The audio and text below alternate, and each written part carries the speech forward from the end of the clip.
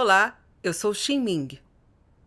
Sabemos que só mudaremos se formos julgados, podados e tratados por Deus. Mas é difícil aceitarmos poda e tratamento.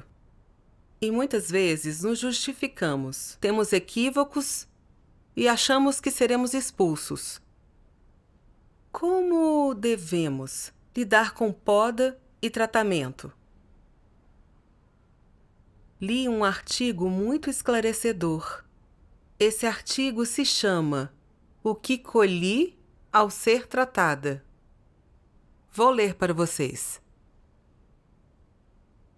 Um dia, um líder superior achou uma igreja sob minha responsabilidade em que os novatos faltavam muito às reuniões. Ele me disse: esses recém-convertidos enfrentam muitas tentações. Se não forem às reuniões, correm perigo de ser levados por Satanás. Como líder de igreja, você deve tentar ajudá-los a estabelecer um fundamento no caminho verdadeiro. Muitos recém-convertidos faltam às reuniões em sua igreja. Como líder, você não fez um bom trabalho de rega, não cumpriu bem seu dever. Está enganando a Deus e resiste a Deus enquanto serve a Ele. Foi difícil aceitar ser podada e tratada desse jeito. Não era eu quem devia regar os recém-convertidos. E comunguei claramente os princípios de rega com a equipe naquela igreja. Eles não fizeram um bom trabalho de rega e muitos recém-convertidos faltavam. Era responsabilidade minha? Um mau trabalho de rega levou os recém-convertidos a se retirar, o que causou perturbação. Se eu assumisse a responsabilidade, não seria uma transgressão e uma mancha na minha crença em Deus? Assim, neguei o problema que o líder atribuiu a mim e me justifiquei. E ressaltei que não era eu quem regava os recém-convertidos. Quando viu que eu não estava autorrefletindo, o líder lidou comigo, por não aceitar a verdade. Fiquei chocada e pensei: quem não aceita a verdade não é descrente? Descrentes sempre discutem e não aceitam a verdade. Como eu poderia agir como descrente? Minhas desculpas me assustaram e não ousei falar mais. Orei a Deus, pedindo que me guiasse e me permitisse obedecer. Nos dias seguintes, refleti sobre isso. Fui tratada por ser irresponsável e não fazer bem o trabalho de rega. Por que eu não conseguia aceitar? Refletindo, percebi que eu achava que, já que eu não regava diretamente, a responsabilidade era da equipe de rega, não minha. Mas eu era responsável por várias igrejas, e sempre que houvesse problemas e dificuldades, eu teria que resolvê-los rapidamente. Mas eu não tinha supervisionado o trabalho da equipe de rega, e por isso os recém-convertidos faltavam. Isso não era consequência da negligência em meu dever? Lembrei que a equipe de rega dessa igreja tendia a ter dificuldades. Diante das dificuldades reais, quando as comunhões não davam resultado, achavam difícil e não se esforçavam para regar. Eu não comungava com eles para resolver esses problemas. E por isso, os recém-convertidos começaram a faltar. Meu líder lidou comigo e ele estava certo. Por que eu não aceitava nem obedecia e ainda me justificava? Isso não era insensatez? Eu fiquei um pouco triste. Vi que meu erro era enorme, mas ainda não queria assumir. Eu me justificava e me esquivava da responsabilidade. Quando pensei na minha argumentação descarada, fiquei vermelha, de vergonha. Eu só quis me enfiar num buraco. Orei a Deus. Deus, fui irresponsável e impedi a rega de novatos. Cometi uma transgressão séria, mas quando fui podada e tratada, não aceitei nem obedeci. Deus, guia-me a conhecer a mim mesma. Mais tarde, após uma leitura, entendi por que me recusava a aceitar poda e tratamento. As palavras de Deus dizem: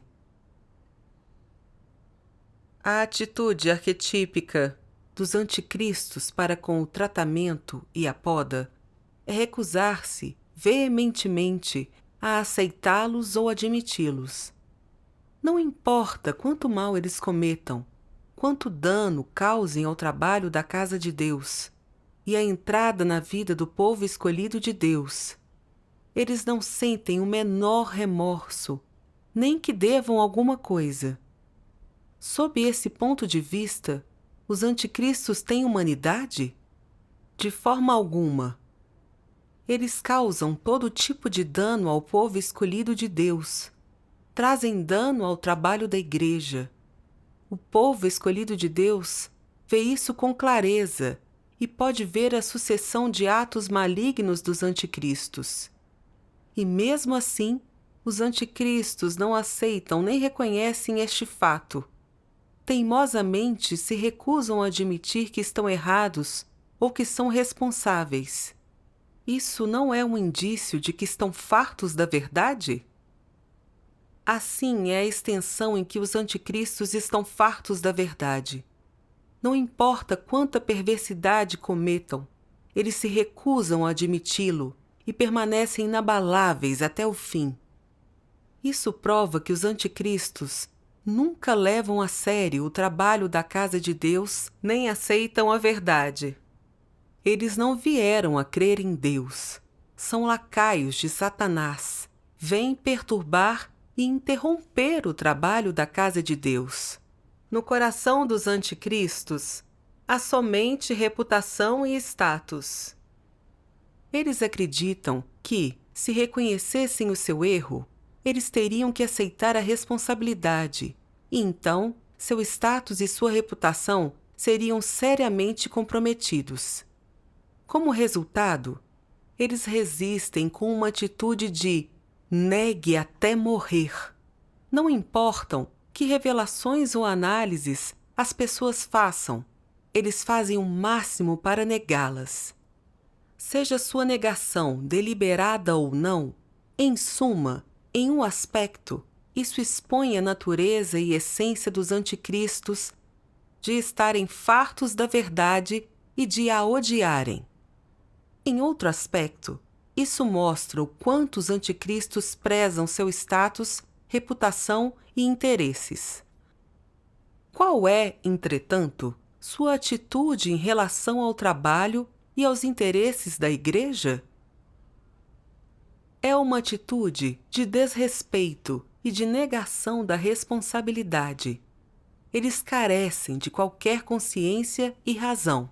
O fato de os anticristos se esquivarem das responsabilidades não demonstra esses problemas? Em um aspecto, esquivar-se da responsabilidade prova sua essência e natureza de estarem fartos da verdade e de a odiarem. Em outro, mostra sua falta de consciência, razão e humanidade. Não importa quanto a entrada dos irmãos e irmãs na vida seja prejudicada por sua interferência e maldade, eles não sentem nenhuma autorrecriminação e jamais poderiam ser perturbados por isso. Que tipo de criatura é essa? Mesmo que admitissem parte de seu erro, isso contaria como se eles tivessem um pouco de consciência e razão. Mas os anticristos não têm nem mesmo esse pouquinho de humanidade. O que então vocês diriam que eles são? A essência dos anticristos é o diabo. Não importa quanto dano causem aos interesses da casa de Deus, eles não o enxergam.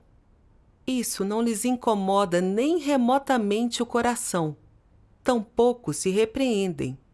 Muito menos se sentem devedores. Isso não é, absolutamente, o que deveria ser visto em pessoas normais.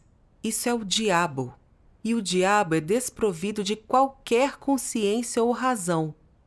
Não importam quantas coisas más os anticristos tenham feito, causando grandes perdas ao trabalho da igreja, eles permanecem resolutos em não as admitir.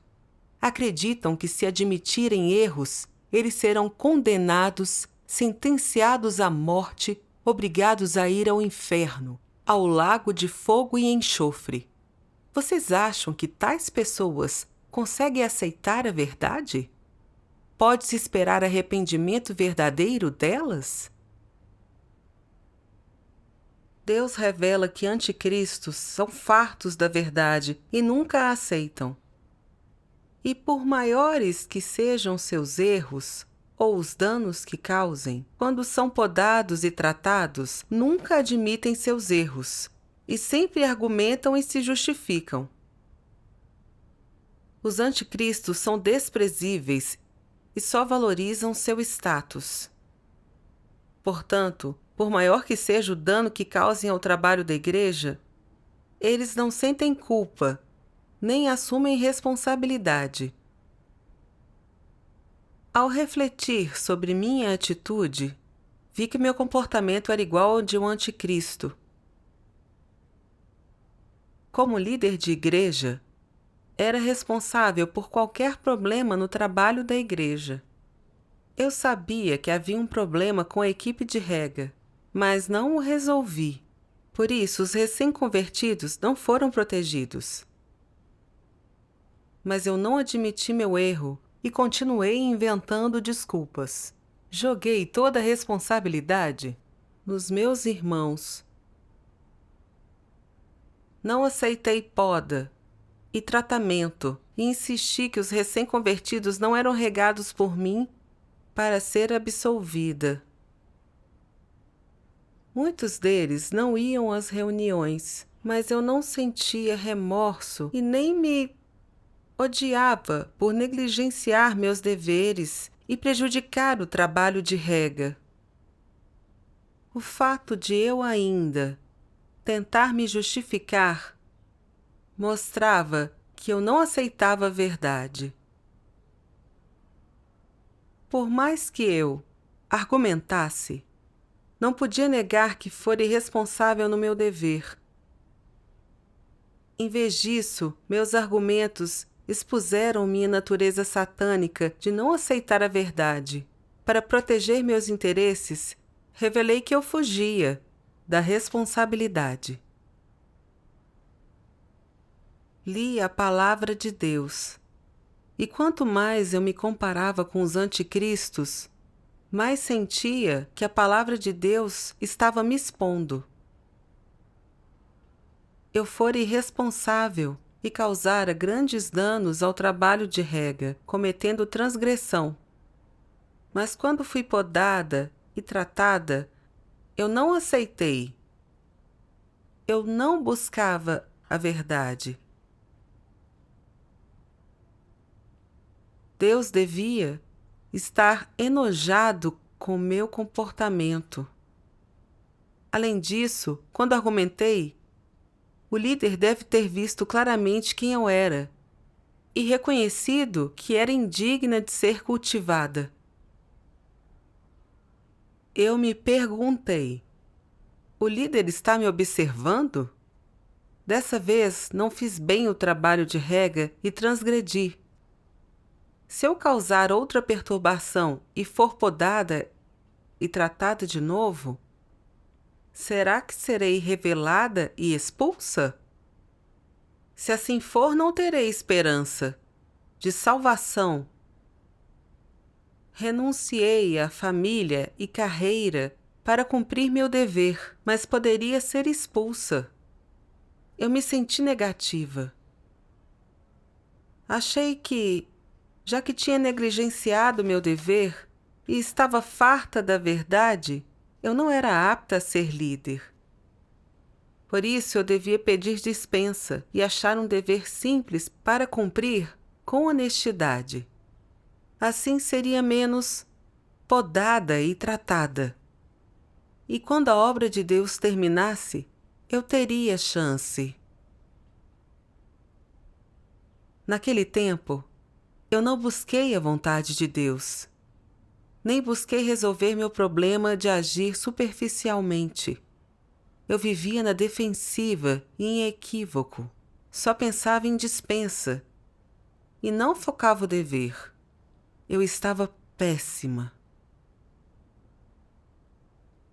Falei com minha parceira sobre meu estado e ela leu algumas das palavras de Deus para mim, o que me deu algum entendimento da vontade de Deus.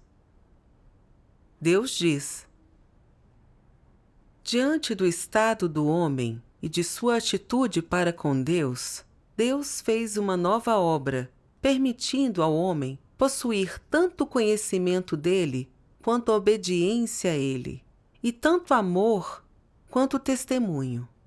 Assim, o homem precisa experimentar o refinamento de Deus para ele, bem como seu julgamento, tratamento e poda, sem os quais o homem jamais conheceria Deus e jamais seria capaz de amá-lo verdadeiramente e dar testemunho dele. O refinamento do homem por parte de Deus não é meramente para o bem de um efeito unilateral, mas para o bem de um efeito multifacetado. Só dessa maneira é que Deus faz a obra de refinamento naqueles que estão dispostos a buscar a verdade, a fim de que a resolução e o amor deles sejam aperfeiçoados por Deus. Aqueles que estão dispostos a buscar a verdade e aqueles que anseiam por Deus, nada é mais significativo ou de maior auxílio que um refinamento como esse. O caráter de Deus não é tão facilmente conhecido nem compreendido pelo homem, pois Deus, afinal, é Deus. No fim, é impossível que Deus tenha o mesmo caráter que o homem, e assim não é fácil que o homem conheça seu caráter.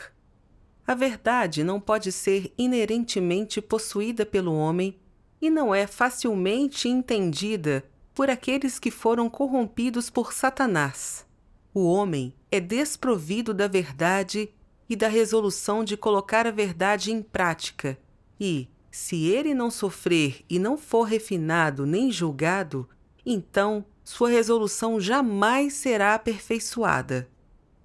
Para todas as pessoas, o refinamento é excruciante e muito difícil de aceitar, mas é durante o refinamento que Deus deixa claro seu caráter justo para o homem, torna públicas suas exigências para o homem e oferece mais esclarecimento e mais tratamento e poda reais.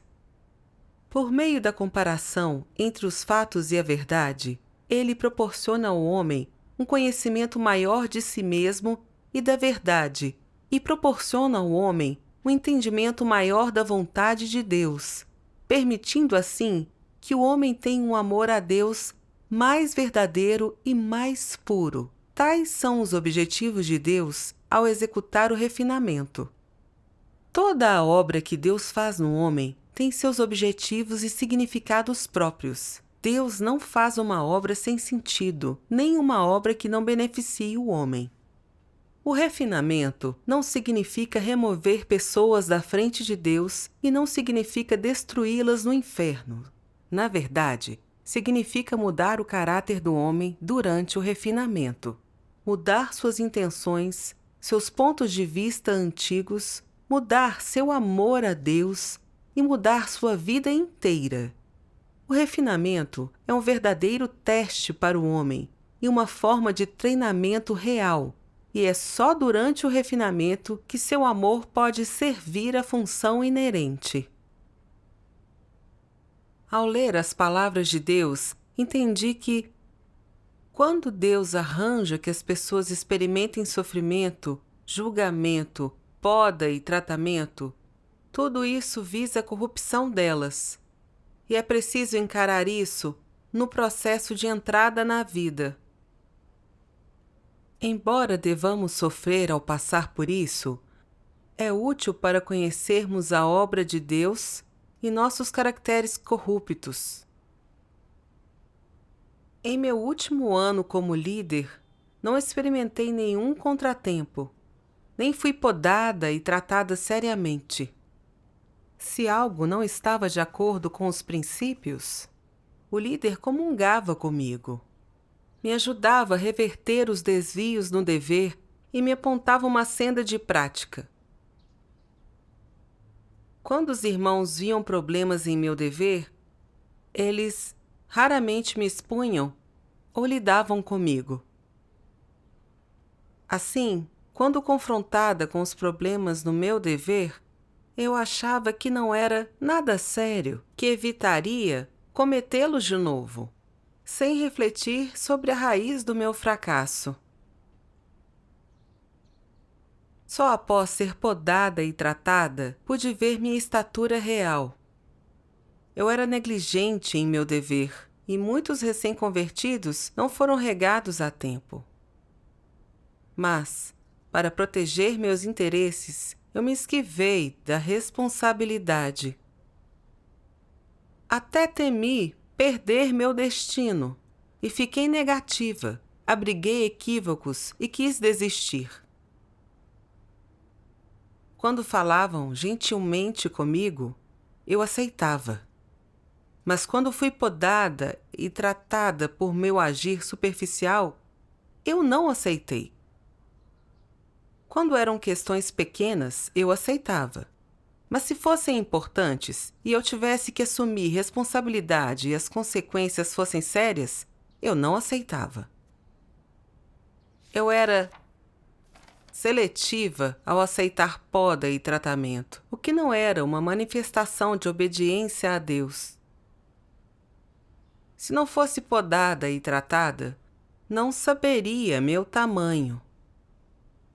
E ainda acharia que busco a verdade. Minha fachada me cegaria. Minha entrada na vida estagnaria. Não aprenderia com os arranjos de Deus. Não me entenderia, nem resolveria minha corrupção. Eu me senti muito grata a Deus e me dispus a buscar a vontade de Deus e a aprender a lição. Em meus devocionais, busquei palavras relevantes de Deus. Um trecho da palavra de Deus me fez entender meu desejo de pedir dispensa, após ser podada e tratada. Deus diz: quando os anticristos são podados e tratados, eles sempre veem isso em conexão com sua esperança de ganhar bênçãos. Essa atitude e essa opinião são incorretas e são perigosas. Quando alguém aponta as falhas ou os problemas de um anticristo, ele acha que perdeu sua esperança de ganhar bênçãos. E quando ele é podado e tratado, ou disciplinado ou repreendido, ele também acha que perdeu sua esperança de ganhar bênçãos. Assim que algo não ocorre do jeito que ele quer, ou não se conforma às suas noções, assim que ele é exposto e tratado, e sente que sua autoestima sofreu um golpe, seus pensamentos vão diretamente para a possibilidade de ele não ter mais a esperança de ganhar bênçãos. Isso não é excessivamente sensível da parte dele? O desejo dele de ganhar bênçãos não é forte demais? Digam-me, tais pessoas não são deploráveis? Elas são. Elas realmente são deploráveis. E de que maneira elas são deploráveis? A possibilidade de obter bênçãos está relacionada a elas serem tratadas e podadas? Não, não existe relação entre essas coisas. Por que, então, os anticristos acham que perderam sua esperança de ganhar bênçãos quando são tratados e podados? Isso não tem algo a ver com a busca deles? O que eles buscam? Ganhar bênçãos. Eles nunca desistem de seu desejo e de sua intenção de ganhar bênçãos. Eles pretendiam ganhar bênçãos desde o início de sua crença em Deus e, embora tenham ouvido muitos sermões, eles nunca aceitaram a verdade. Durante todo esse tempo, eles não desistiram de seu desejo e de sua intenção de ganhar bênçãos. Eles não corrigiram nem mudaram suas opiniões sobre a crença em Deus, e sua intenção ao cumprir seu dever não foi purificada. Eles sempre fazem tudo se agarrando à sua esperança e à intenção de ganhar bênçãos.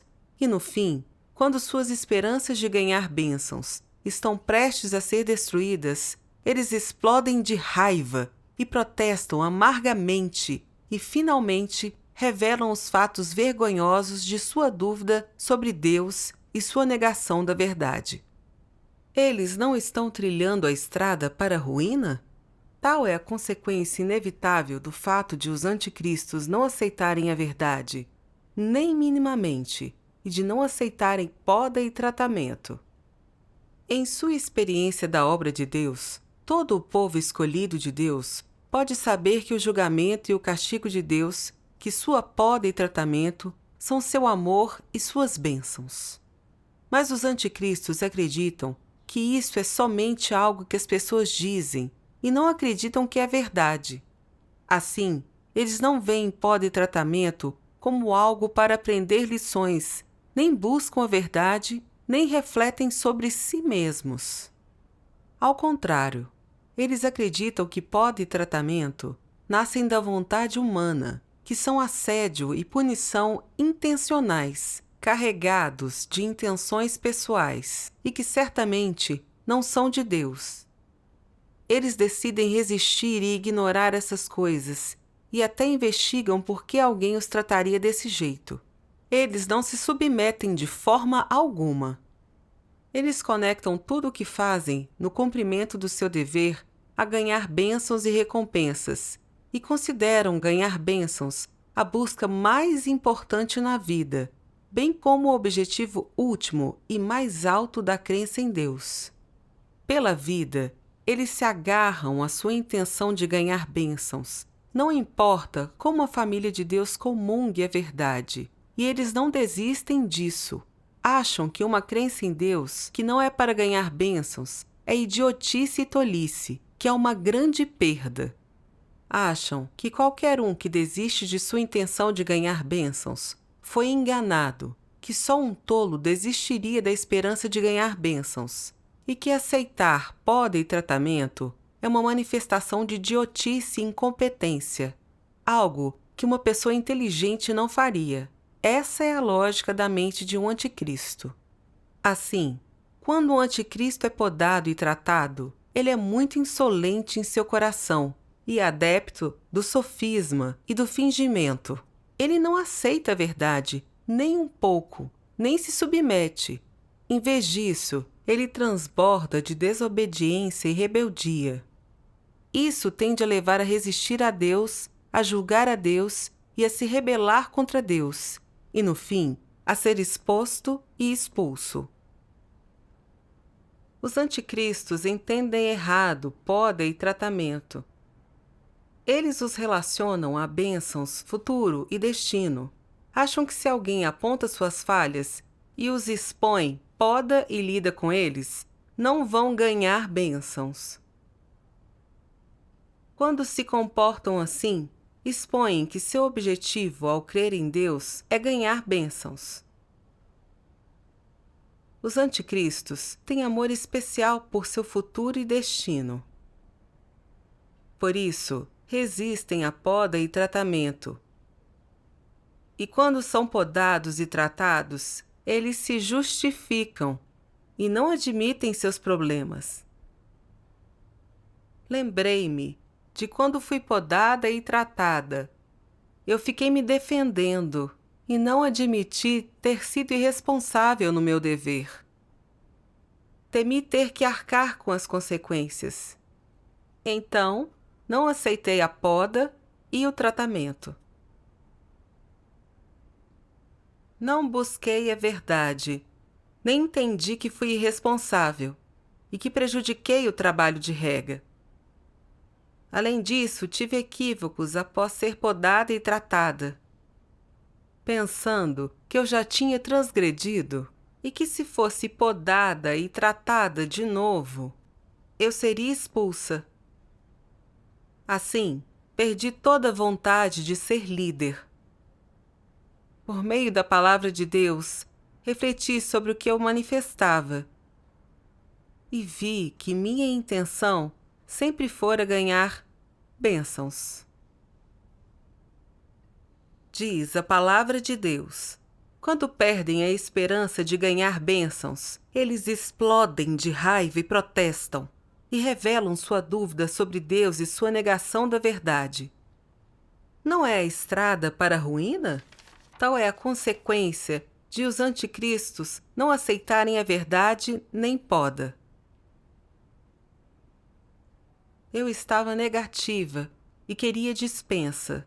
Lutava contra Deus, recusando-me a ser podada e tratada e evitando isso. Eu sabia que precisava ser podada e tratada, e que Deus arranjava situações que eu devia experimentar. Mas meu objetivo maior era crer em Deus em troca de bênçãos. Por isso, eu não resolvia meu caráter corrupto. Para garantir meu destino e satisfazer meu desejo por bênçãos, evitei poda e tratamento e quis deixar de ser líder. Eu era enganosa e maligna. Li isto nas palavras de Deus. Já que ser abençoado não é um objetivo legítimo a ser buscado pelas pessoas, o que é um objetivo legítimo?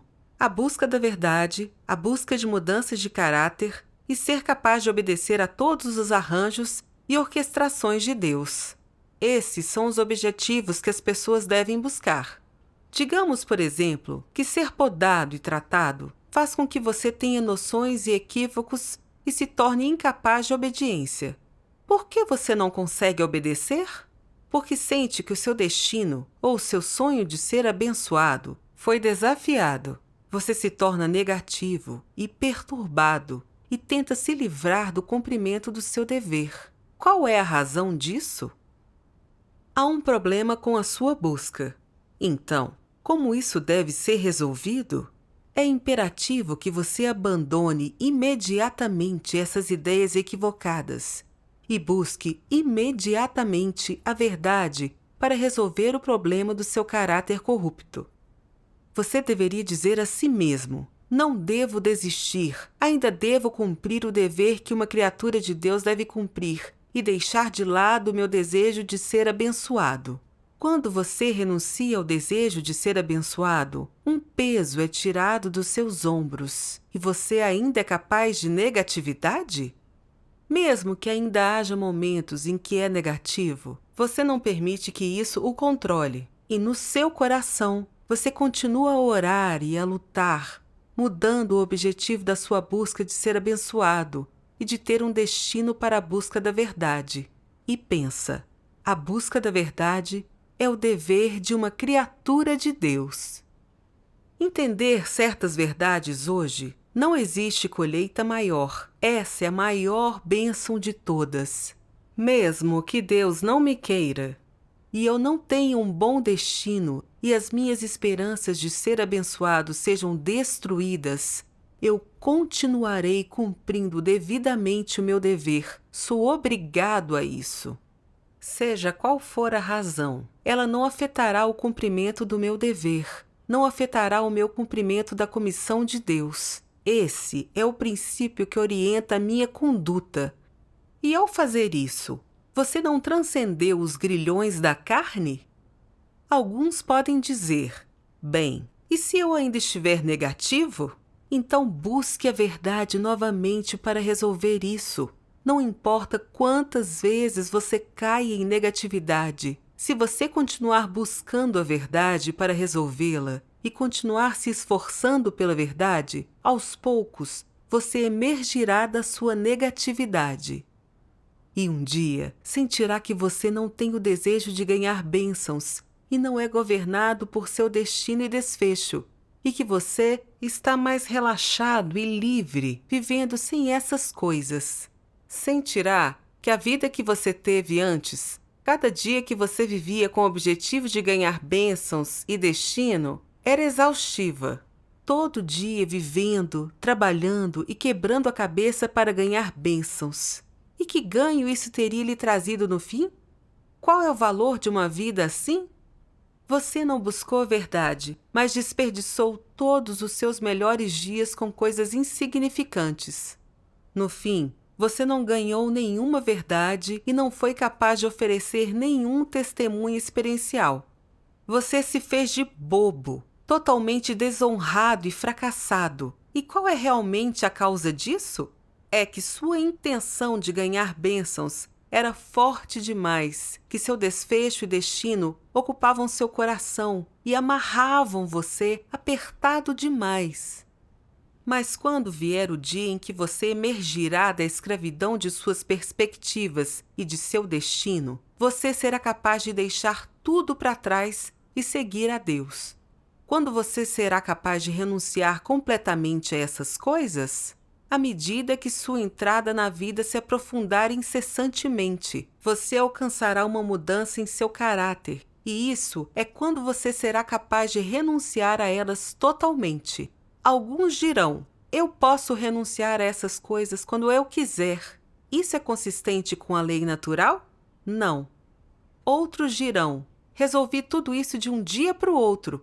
Sou uma pessoa simples. Não sou complicado ou frágil como vocês. Vocês são tão ambiciosos, o que mostra que vocês foram corrompidos mais profundamente do que eu. É esse o caso? Não é. Toda a humanidade tem a mesma natureza corrompida, sem diferença em termos de profundeza. A única diferença entre eles está em se eles têm humanidade ou não, e no tipo de pessoa que são.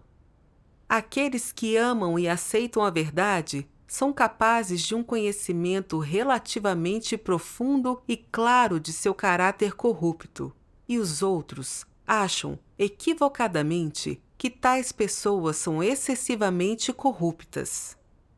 Aqueles que não amam nem aceitam a verdade sempre acham que não tem corrupção, que, com alguns bons comportamentos a mais, eles serão pessoas santas. Esse ponto de vista é obviamente inválido. Na verdade, não é que sua corrupção é rasa, mas que eles não entendem a verdade e não têm um conhecimento claro da essência e da verdade da sua corrupção.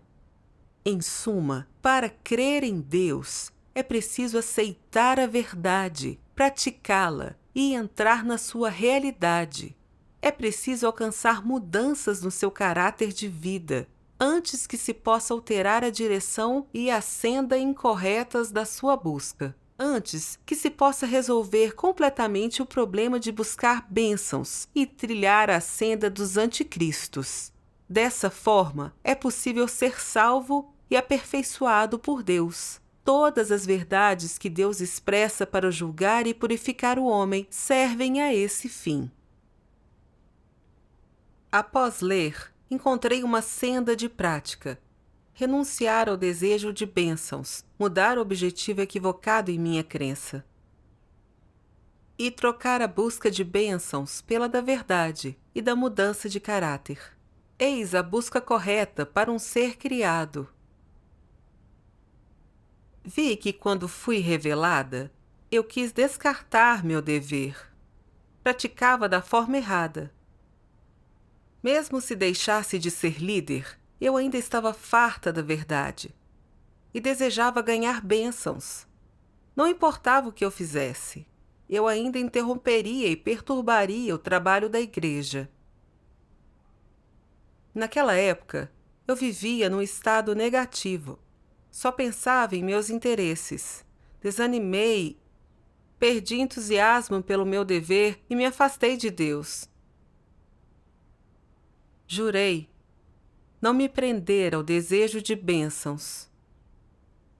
O mais importante era cumprir bem meu dever.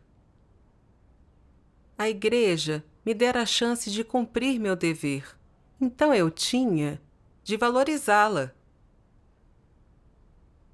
Depois, meu estado mudou um pouco. E quanto a agir superficialmente e ser irresponsável, eu li as palavras de Deus. E entendi que a essência disso é enganar a Deus. Se sempre tratasse meu dever superficialmente, eu nunca cumpriria meu dever de forma correta e perderia a chance de cumpri-lo. Pensando no que causei por ser irresponsável, eu me senti arrependida e odiei meu comportamento irresponsável. Li mais das palavras de Deus e entendi o significado de ser podado. Deus diz: no que diz respeito à poda e ao tratamento, qual é o mínimo absoluto que as pessoas deveriam saber? A poda e o tratamento devem ser experimentados para cumprir-se corretamente o dever. Isso é indispensável. É algo que as pessoas devem enfrentar diariamente e experimentar com frequência em sua fé em Deus, em alcançar a salvação. Ninguém pode se isentar de ser podado e tratado. Podar e tratar alguém é alguma coisa que envolva seu futuro e destino? Não. Para que, então, serve podar e tratar alguém? Serve para condenar as pessoas? Não. É para ajudar as pessoas a entender a verdade e a desempenhar seu dever de acordo com os princípios. Correto. Esse é o entendimento mais correto disso. Podar e tratar alguém é um tipo de disciplina, um tipo de castigo, mas também é uma forma de ajudar as pessoas. A poda e o tratamento permitem que você altere suas buscas incorretas a tempo. Permitem que você reconheça prontamente os problemas que tem atualmente e permitem que você reconheça a tempo os caracteres corruptos que expõe. Seja como for, a poda e o tratamento ajudam você a cumprir seus deveres de acordo com os princípios. A tempo, poupam você de cometer erros e de se desviar e o impede de causar catástrofes. Esse não é o maior auxílio para as pessoas? Seu melhor remédio? Aqueles que têm consciência e razão deveriam ser capazes de tratar a poda e o tratamento corretamente. Após a leitura, vi que tinha outra ideia absurda sobre poda e tratamento. Vi que tinha o caráter satânico de estar farta da verdade. Achei que estava condenada e que Deus me odiava e não me salvaria. Era uma atitude negativa e hostil. Mas vi que receber poda e tratamento não é ser expulso. Seu futuro e destino não lhe foram tirados, mas ajuda as pessoas a conhecer suas deficiências, a entender sua corrupção, a reverter os desvios em seus deveres e agir de acordo com os princípios.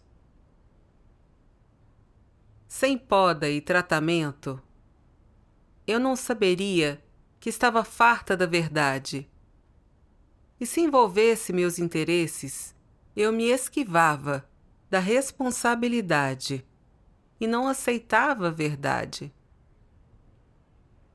Foi bom reconhecer isso. Permitiu que eu me concentrasse em buscar a verdade, sem me cegar pela minha boa conduta. Isso foi muito importante em minha busca. Depois, Quando era podada e tratada no dever, eu orava diante de Deus. Era obediente e lia as palavras de Deus com base na minha corrupção e nos problemas que encontrava em meu dever. Fui podada e tratada e entendi o significado disso. Por ser podada e orientada pelas palavras de Deus, pude ver, em real estatura, meus problemas e meus desvios no meu dever. Entendi meu caráter corrupto e o desejo de Deus de salvar as pessoas. Ser podada e tratada foi bom para minha entrada na vida. Cumprir bem meu dever é inseparável de ser julgada, podada e tratada por Deus. Graças a Deus! Chegamos ao fim deste testemunho. Obrigada por assistir. Até a próxima!